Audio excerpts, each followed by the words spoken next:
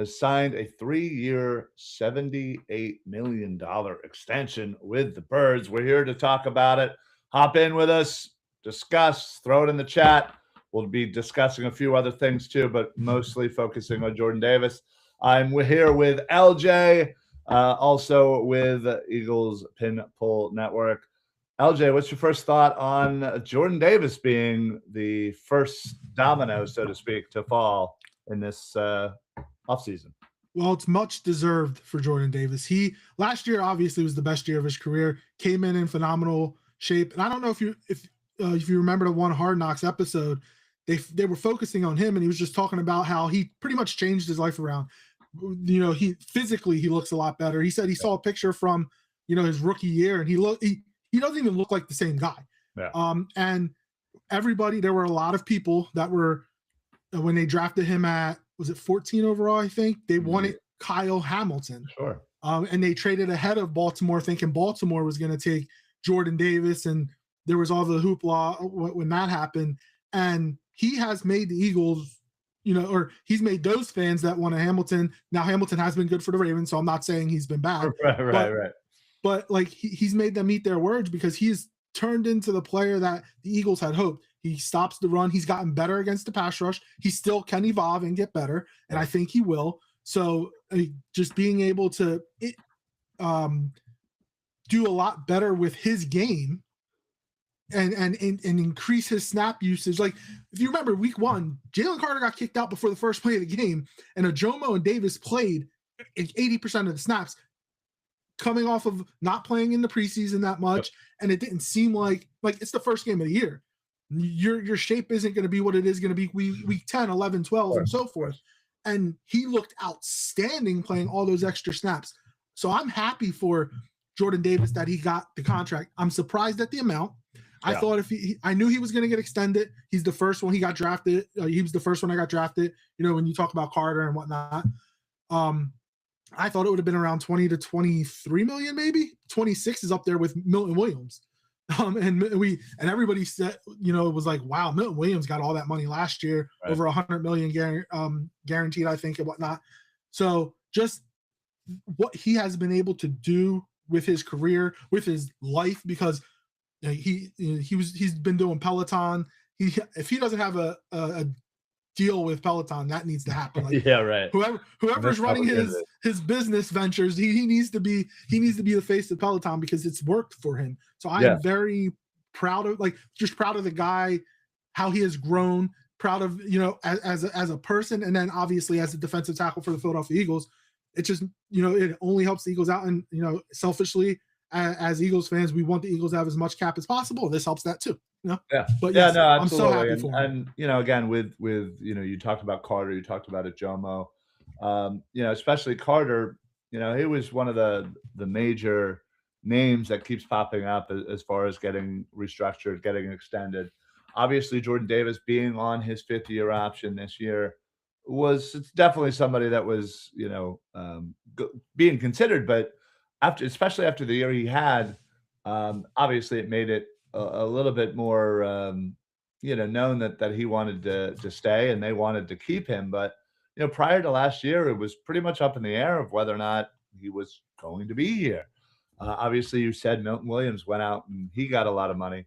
This per year is the highest nose tackle salary in NFL history. So just goes to show you, you're 1 year removed from Milton Williams, and right with Jordan Davis. Now, I will say, I think it was important to get Jordan Davis done first, because I think with this offseason coming up, with the uncertainty of somebody like a Nakobe Dean, who is very, very helpful in the run game, you really wanted to make sure that your run defense in that middle was secured. And Jordan Davis is that guy. So I'm super, as you said, kind of, happy to see the growth, the maturity, and just the fact that he looked good. He played great. I mean, he literally won us a few games. Yeah, and he's the only player. And he was the only player last year that got special teams player of the week and defensive player of the week in the NFL. Right. So he was on the field a lot. Like, everybody was questioning, is he going to be able to play 50% of the snaps? He was over that. He was playing a lot. And he was running down quarterbacks that were trying to run out, like, and keeping, making it, instead of getting a first down, it would go to third down. And, that the Eagles defense is the best part of the team. And that's why, like, Howie has to make, with the free agency starting, the legal tampering starting on Monday, officially starting Wednesday, restructuring is going to have, extensions have to happen, because Howie needs to know, or trades have to happen if they're going to happen, or decisions have to be made of, are we keeping a certain guy or not? Yeah. Because how much money is Howie going to have? Who's he going to be able to? Jalen Phillips, Nakobe Dean, you mentioned, Reed Blankenship.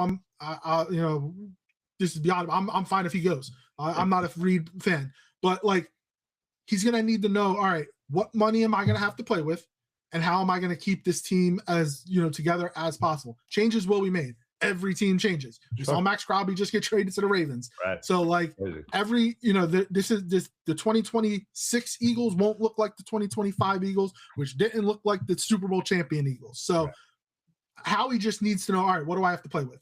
Yeah. Once I figure that out, then we can try to shape this team to the best version of what 2026 Eagles can be.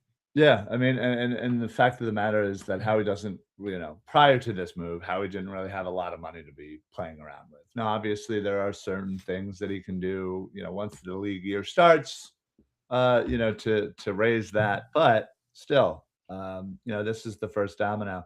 We do have somebody chiming in. Yakko says, did Jimbo call this happening since he was the only player with base salary to restructure? I'm not sure who Jimbo is, but well, it's not really a restructuring. It's just an extension. And he was the one. Like, if you think about it, obviously the last couple of years, all the money has been on the offensive side of the ball. That's going to transition. Davis, Carter, Quinion, Cooper. Like, you're going to have to put to start paying the defensive guys. So we'll start using a lot of our draft picks on the offensive side of the ball. When Lane Johnson retires, we're going to need a right tackle. It wouldn't surprise me if the 23rd pick is a tackle that can play guard this year and then move the right tackle in a couple of years. So it's not a surprise. Again, my thing was, I didn't expect them to get 26 mil a year. I was thinking 20 to 23. Or around the 20. 20 I think the fact that it is the highest paid nose tackle salary, contract in history is the shocking part. But I will say, there's one thing I think we can all trust Howie on, is when it comes to the actual money spent towards the cap. Usually, Howie is a guy that is ahead of the curve, and will start that start that earlier than most teams.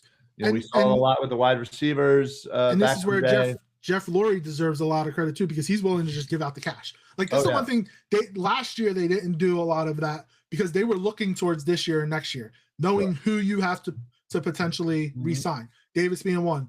What's Jalen Carter's contract going to look like? I know there's been rumors about him, but I don't think he's going to go anywhere. Yeah. Every team calls about every player, how he's going to answer the phone. Yeah. He does his due diligence. He called about Micah last year, knowing that Dallas was never going to trade Micah to the Eagles. Right. So, like, everybody is calling about everybody. Sure. Nobody, like, Patrick Mahomes might be the only guy, and Josh Allen may be the only guys that are 100% untouchable. Yeah. Everybody else in the NFL, everybody else can be traded. Let's be honest. Well, I think, and Howie's always kind of had that mindset of, listen, I'm not going to just say no automatically. If somebody wants to horrendously overpay for somebody, I'll take advantage of that. Right. If somebody's going to offer him 2 first-round picks, he'll be like, okay, I need 2 first-round picks. Right. That's why, like, he's holding out. Everybody's saying, or there's been sources around the league saying the Eagles are asking for the heaven and the moons for A.J. Brown. Yeah. Well, I think their Eagles are asking for a lot because they don't really want to trade him. But if somebody's going to give you 2 first-round picks, I'll take 2 first-round picks. Give me 2 first-round picks, and I'll trade almost anybody on this team. I think I heard it was a first, a second, and a starting caliber player. Yeah. That is the rumored ask. I mean, if you're willing to give that up, for AJ Brown or for anybody on this team, the way Howie has been drafting lately, he's been on a heater. Right. I will give me a couple extra picks, give me a starting caliber player, and we can make another run at the Super Bowl. Right. Right. Yeah. Exactly. There's plenty of first, and second rounder wide receivers that I wouldn't mind grabbing, regardless of whether AJ's on the team or not, Exactly. Yep. to add to the fold. But again, you said that perfectly. Howie has been on a heater, especially with these early picks. And if Mhm. he's about to get 2 additional picks when he already has, an additional third to play with, it gives him the versatility to move around and do exactly what he needs to improve this team. And again, you said this, the money's going to start kind of switching to the defensive side of the ball. So if you can now get some younger players on the offense, a wide receiver, a right tackle, a right guard, tight end. Yeah, and also like, so the salary cap's up over 300 million for the first time. Yeah. What's the salary cap going to be in 3 years? All It's right. going up so in 10 So much. in Probably going to be 5 350 easily. in 5 years it's going up over $100 million. Yeah. What's it going to be like in another? It's going to be $400 million. So In my pick. the money's just going to continue. So like, and with retirements, and I know the Eagles always kick the can down the field. Like they still have dead cap from Kelsey and Cox, and like Yeah, right. it happens, but they're going to start coming off of the books. Yep. And the salary cap, would the Eagles have what, 20 million now, right now, or whatever it is? In 2 years, they might have $100 million. What do you think Howie can do with $100 million and the way they structure these contracts? Right. Well, think about 3 years from now what this Jordan Davis contract is going to look like. Oh yeah, he's going to be underpaid if he continues this progress. He's probably not even going to be a top 10 guy.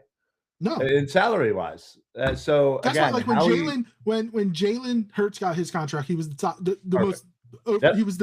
He's not even top 10 now, and that was what, 5 years ago, or not even 5 years ago. That was after the 22 season. Yeah, that was what was 3 it? years ago. He was tops for not even a week. No, right? Is that because Lamar got a deal? Yeah, Lamar got his deal, and then boom, another guy, another guy. Dak is the highest paid, and Dak has never been out of the second round of the playoffs. Yeah, and like Dallas, like, so I'm shocked that Hurts hasn't gotten a contract extension, but also not only because it's a brand new offense. Yeah, and they probably want to see what he looks like, and I think the draft will be telling, because I'm high on the Arkansas quarterback Taylor Green. Oh, sure. Yeah, very athletic. If the Eagles were to trade Tanner McKee, it would not shock me if the Eagles draft Green.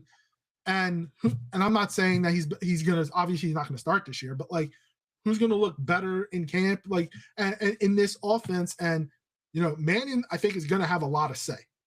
Sure. So that's gonna make things like, there's so many points, there's so many things to look forward to in this offseason when the league year officially opens this week, that this is why the NFL is a 365-day, absolutely 52-week-a-year business. Yeah. No other sport can say that. No. Yeah, you're 100% right. And the fact that we're even on here in March before the start of the season, so to speak, talking about this just proves that. Hertz Goat checks in, says, "Let's go Birds." And then, how do you guys feel about the deal? Yeah, I mean, obviously, that's what we're here to talk about. I'm a huge favor of this. It's well deserved.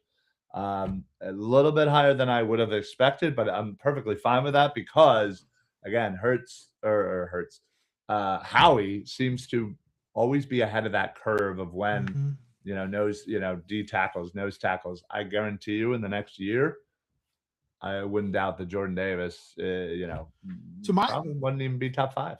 Maybe not. My only question is, can he play in any type of defense? Because Fangio's probably retiring after this year. And say Jim Schwartz is our coordinator next year. He plays a totally different defense than Fangio. And Christian Parker was going to be the guy that I thought was going to take over for Fangio, and he's in Dallas now. So like that's the only question I have about it is, how does this look for future? Fangio contemplated retirement after the Super Bowl, contemplated retirement this offseason. They've got him to come back. He's most likely going to retire after the 26th season. Are we going to stay in the same the defense that we have now? Or are we going to Schwartz? And we had Schwartz when we won the 27th Super Bowl. He's a 4-3, NASCAR. He wants to play 4-man, get after the quarterback. You play the run on your way to the quarterback. I don't know if Jordan Davis is exactly that type of guy. So that would be my only question. But yeah, I don't know. I feel like he dispelled a lot of negatives about him this past year, right? I Mhm. mean, just the fact that his play was, at such a high level. He was doing everything. He was fantastic in the run game. He was going after and getting after the quarterback. As you said, he was being effective in the special teams, blocking field goals, doing his thing. And again, a lot of that too, because you mentioned early in the year, but late in the year when Carter was hurt with his shoulder issues, we don't. To be perfectly honest, I don't know the effect on that might have. I don't know if his shoulders are fine. Hopefully, but you get Jordan Davis, you have a Jomo, you have Carter. I mean, that's a great rotation. Oh, it is. You build up Ty Robinson to eventually, get in there as well, and hopefully never see Byron Young again.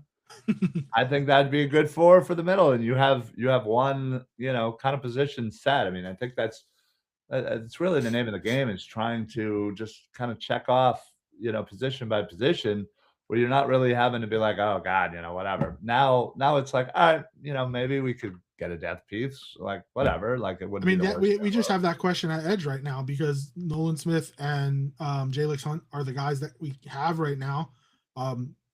You think Jalen Phillips is going to get re-signed potentially? Maybe. Everybody thought the Eagles were probably going to be in on Max Crosby. They weren't never going to give up 2 first-round picks for him. No. Shocked that the Ravens did, but Shocked, but they're trying to get Lamar a great. Super Bowl, Yeah. so they have to do what they have to do. Like Trey Hendrickson's out there, but isn't he like 30? He's 31 at least. Yeah, so he'll end up in Dallas probably because they like to pay older guys. So Jalen Phillips is going to be really important for the Eagles. Bradley Chubb potentially, as Hertzgoat says, re-sign Phillips or sign Chubb. They're going to have to bring in some guys to get after the quarterback. But they're good. They're set at linebacker. I think we do need a CB2. But when you have Mitchell and DeJean, like you're pretty good there. And then you need a safety because McCool's going to start at one, and who's going to start at the other. So my thought process when just looking at the defensive backfield is if you can go ahead and grab one of those top 3 guys in the draft, whether it's the dude from Tennessee, McCoy, whether it's Terrell from Clemson or Delaney from LSU. You go ahead and you get your CB2, who would theoretically be a CB1 probably anywhere else. Yeah. You also have the best slot corner in the game. You have a very young safety in Makuba, right? Mm-hmm. And would it be the worst idea to re-sign Reed Blankenship to whatever contract, and those are your 5 defensive backs? And then you just don't really have to worry about it, right? You have a third of your defense set. Your linebackers are set, and really then you only really have to focus on edge now. So you eliminate the need to focus only on. I agree. I think that Reed has the potential of being re-signed because he's going to be the cheapest. I don't think he's that good. Oh, I'm not. Listen, I agree. No, I get what you're saying because of the needs at other positions. Yeah, you gotta go cheap. You gotta go cheap some spots, and listen, that could Reed Blankenship, he makes those weird timely diving interceptions. They're all his, have you noticed all his interceptions? All of his interceptions are he just dives. I don't know what it is. It's hilarious. I also wouldn't be objected to re-signing Marcus Epps because obviously he's better than Sidney Brown. And when he went in there for Sidney Brown after Makuba's injury, like he settled down that other safety position. True. Now, if Dallas, if somebody's going to offer Reed at $12 million a year, let him go. Right. I would re-sign Marcus Epps. There could be another safety out there that will be a little cheaper that you could bring as well to battle. But you're right. Like if with the 23rd pick, if the board falls right, if people are going for all these offensive players, defensive linemen or whatever, and there isn't a stud offensive lineman that the Eagles would really like there, and one of those 3 cornerbacks are falling, why not? Yeah. Because then you're set at your corner position for the next 5 years. For like 10 years, it'll be like Sheldon and Lito all over again. But yet better because now you have 3, all 3, and considering that defenses now are playing like 90% nickel. Mm-hmm. You already have your two linebackers, like your back Now, 7 are set. Exactly. Now, going to the linebackers real quick. I know we're probably on here longer than we anticipated, but so all the talk about Nakobe. Yeah. I love Nakobe. I love him. It's gonna break my heart seeing him in a Dallas jersey anywhere else. Seeing him in a Dallas jersey is gonna break my. Oh, that might jump up. Would you consider trading Campbell? Because you would probably get a high draft pick for Campbell or another starting type player for Campbell, re-sign Nakobe, or is the upside for Campbell so high that he's going, if you look 5 years down the road, 5 years down the road, he's going to be better than Nakobe. Yeah. And I've been weighing that in my head. Yeah. I love Nakobe so much. And my thing is, if you re-sign him, but also kept Campbell, if we go to a 4-3 next year, all three can play. Sure. That could happen. So yeah. I keep thinking, all right, we know what our defense looks like right now, but what's it going to look like next year? I hate to look past 2026. I agree, and I hear you. And anybody that knows me as quite actually, literally, I've been podcasting, I think, for about 17 years now. I think literally today is my anniversary. In those 17 years, all I have done is beg for linebackers in this town. And we finally, for the first time, drafted one. And we actually are set at linebacker. And it's like during the offseason, I always dive into linebackers. I haven't had a need. I didn't do it last year because I thought we were pretty good. I didn't do the due diligence I did on Campbell that I would have normally any other year. And I'm really not doing it this year.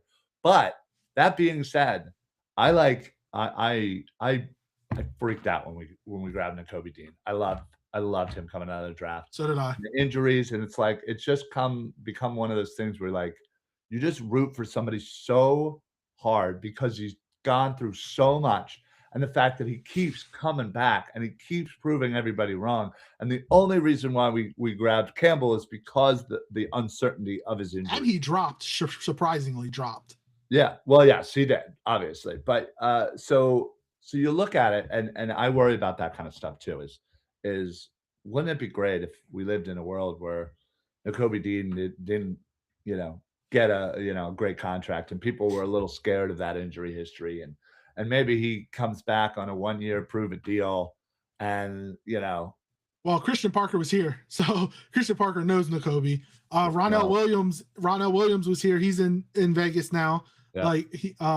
So there are coaches that were here that are elsewhere that know this defense, know the players. And if you just look at the tape, the defense got instantly better when Nakobe got back. Now, and look, Campbell was a rookie, so obviously he went through his growth. He played great. He did. And if he stayed out there, he might win Defensive Rookie of the Year. But like what Nakobe was able to do, him blitzing was one of my favorite things watching all year. It really the way he would blow up running backs was amazing. Yeah. I mean, like I said, him in the run game with Jordan Davis, the two of them, it was unstoppable. I don't want to get rid of that Georgia quartet. I mean, Nolan Smith is good there too. I think he's the leader of all of them. And they 100%. Look up to him like a big brother. 100%. And I think that's the only way I could see something happening where he was like, listen, what's the difference between, $2-3 million this way? And obviously, well, we think right, obviously, but I'm hoping they're so desensitized to being rich that they're like, what's $1 million, right? And you were to stay and play with my boys and be on this team and see this through and win another championship and actually be out there for that Super Bowl. And like you were talking about the linebackers, Jeremiah Trotter Jr. is no joke either. Like he can play too. You're right. He's it's slow, but he's getting there. And like you said, we were waiting since the Trotter days. We had Nigel Bradham for a year. With a year we won the Super Bowl, he was really good, but that was not it. Exactly. He wasn't superstar. Like we were waiting forever. We always begged for linebackers. And every time I would see a mock draft and had the Eagles taking a linebacker, I would laugh because it was never going to happen. We all knew it was never going to happen. It was never going to happen. And now we're stacked at the linebacker position, and we don't have enough positions on the field to just put I mean, it's everybody a out great there. problem to have that we're It not is. able to keep somebody like Nakobe Dean ultimately. I Yeah. still have hope. I still, it's dumb hope, but And I he's still have talked about, hope. he has talked about, now obviously it could just be he's trying to get the Eagles Right, to offer sure. him more, but he has talked about like he loves Philly. Obviously, we drafted him. I remember when he came out, everybody thought he was going to be a first round pick. Yeah. Then he went through the second round, Yeah. and then it got to the third round, and Eagle, I think they traded up for him if I'm not mistaken. But like, yeah, I don't wanna know, say whatever it was, yeah. and I was so hyped Dude. because of whatever the medicals were. I was like, I don't care. Yeah. Like, yeah. And we had Davis, we had Dean. Everybody thought highly of Keeley, who they try to keep giving him a job, and he can't get on the field. He's a great special teamer, though. But like, yeah, I'm sitting here and picturing him in a Dallas uniform, and it just makes me cringe. Oh, that literally is going to break my heart. It absolutely will, is. Because Christian Parker's going to want to get Dean, want to try to get Phillips, maybe. So everything still runs through Jera. So you never know. Remember, he said he wants to leave as the owner with the most championships, and he still has what, like a couple behind Kraft. Yeah, it's never gonna happen. But like he's gonna have to change things up, and that their offense is set, so they want to fix the defense, unfortunately, and they had to start with taking Christian Parker from us. Yeah, no, I agree, but ultimately, I think this is a great first piece in Jordan Davis. Hopefully this is one of those where you're ahead of the curve, and we look back at this 2-3 years down the road, and we're like, Howie's a genius. Once again, does it again. So we'll wait and see. Monday, as you said, noon is the legal tampering, which might be the dumbest phrase in all of they sports. Started talking at the combine, so 100% they are. I mean, it's so dumb to think that they don't, but so it'll be an interesting week. And then what is it, 4:00 Wednesday, you can officially start signing people. The new year starts. You're going to see a bevy of cuts, releases, some trades that will be officially able to go through. And so always a fun AJ Brown on his Instagram reshared the Eagles extending Jordan Davis alert, put a black heart, one of those salute hoodies, and a crossing fingers. Look, I want AJ to stay. I think he is staying. Like how he is putting this, he wants the moon and the stars for AJ, because if anybody's willing to give you 2 first-round picks, go for it. You got to take it. Right. But like, he doesn't really want to trade AJ Brown, and I don't think AJ wants to leave. I don't either. They're both doing their due diligence. I think he's just trolling at this point. He is 100% trolling. And he hates who's so much. What? And that's who's buying into it. The media, WIP, like they're all buying into it. And it's not going to happen. But I was saying, watch the Eagles give him a contract extension, and boy, would everybody, all the media would be like, wait, I thought he was getting traded. No, you guys are just dumb. I'm pretty sure both 97.5 and WIP, both separately, when this first happened during even in the season, when he was going through all this stuff, they literally had segments where they were talking all about AJ, but it was all about how they were sick and tired of talking about AJ. But they kept talking. But yet they were talking about AJ, and I was they're like, still talking about. I was like, do they not understand how dumb this is? Like, you're literally talking about AJ. You're the problem. Exactly. I 100% agree with you. And it's everybody's like, well, I think he's going to be traded, and he doesn't want to be here. And he has stated it's out. He does love Philly. Now, was he frustrated? Weren't we frustrated with the offense last year? Right. Like, I think he's going to be happy that he's not running 75 hitches a game. Like, that will instantly make him feel better. The offense that they're going to run, he's going to be able to, it's going to be more variety for the receivers. So I think just that is going to help both him, Devontae, Saquon, whoever the tight end is. Like, and also, people are saying the Eagles don't care about the dead cap. If Dallas Goedert signs somewhere else, that's $20 million of dead cap. If you get rid of AJ, trade AJ, that's $40 million. That's $60 million of dead cap this year. It's a lot. What are you going to do with the team? How are you going to build a team? You already don't have a lot of money. Exactly. Like, so I'm one of them that does say the salary cap is fake, which obviously, I mean, to an extent, I think it is because you can manipulate it, especially when you have Howie, who knows how to manipulate it better than anybody. Yeah, exactly. And I'm with you though. I'm down for, hey, let's draft a tight end. Let's re-sign Goddard to a 1-year deal, maybe 2 years even. I'd be okay with that. And that way, just to avoid the 20. Yeah. This way, you're not just going fresh to a new tight end. You at least can, carry through at least a year. Like, if you were gonna sign a free agent one, I would like Isaiah Likely, but sure, a lot of I think he's gonna get more than Goddard gets. He's younger. He'll get overpaid. I would love in the draft. In the draft, I would like and if the Bills were to release Dawson Knox, him. I'd be down for him too. In the draft, I would love Kenyon Sadiq. Sure. I just think the more and more I look at Sadiq at 23, the more I'm kind of like, he's gonna go top 15, which is insane. Yeah, if he made it to 23, I would think about it a lot. I just look at all of the tight ends over the past 2-3 years, and where I'd put Sadiq, I don't know if I'd have him in my top 5. When you have Bowers, you have Warren. Would you trade now? Would you trade for Michael Mayer from the Raiders? Yeah, if you can get him for like a 6th round pick, 5th round pick, something like that, I would definitely, because I've been screaming for tight end too for insert however long, we've needed one for the last, 8 years probably. Well, whoever the tight end to is going to be better than Grant Calcaterra and Kylen Granson. God willing. God willing. I mean, I could block better than Grant Calcaterra. I'm just saying. Yeah, he was bad. He was bad, but. And I don't know why they continued to put him in that position and just let him block or attempt to block. Like, that made zero sense from the offensive coaching staff. Adam checks in. LJ, turn your fan up. Going to be in the 70s next week. My fan is on, bro. My fan is on.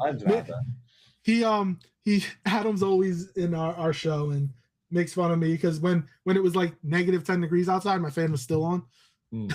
You're one of those guys. Fan on all the time. Don't matter. Fan's on all the time. Doesn't turn off. Are you a shorts no matter what the weather guy as well? Unless like when it was windy and felt like negative 10, I didn't. But for the most part, yes. I don't mind. Yeah. See, I don't understand how that's possible. I don't even walk around my house in shorts. I shoveled in shorts, man. There's.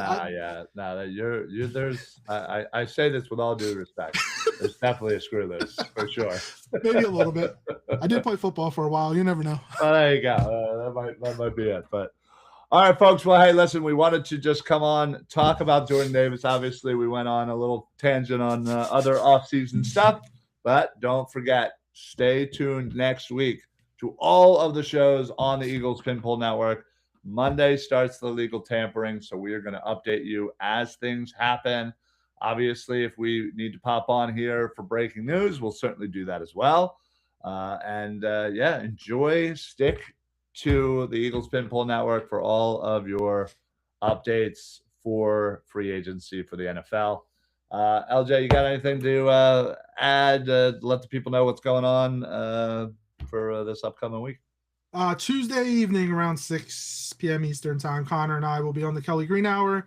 Hopefully no other major news breaks. We kind of want to give our predictions, but if anything does break, we will, give our opinions and whatnot. But Tuesday evenings, about 6 p.m. Eastern time, Kelly Green Hour. Check us out. There you go. Check that out. For myself, Tuesday at 8 o'clock for the next Birds of the Roundtable, and then Wednesday for the next Football Smack Talk show. So we'll actually be live right about an hour after the official start of the season. So hopefully we'll have plenty to talk about with the Eagles. And hopefully we don't have too much heartbreaking news, like Kobe Dean updates or anything like that. But anyway, thank you all for checking in with us. We appreciate it. Make sure you go follow, like, and subscribe and share all of the social medias.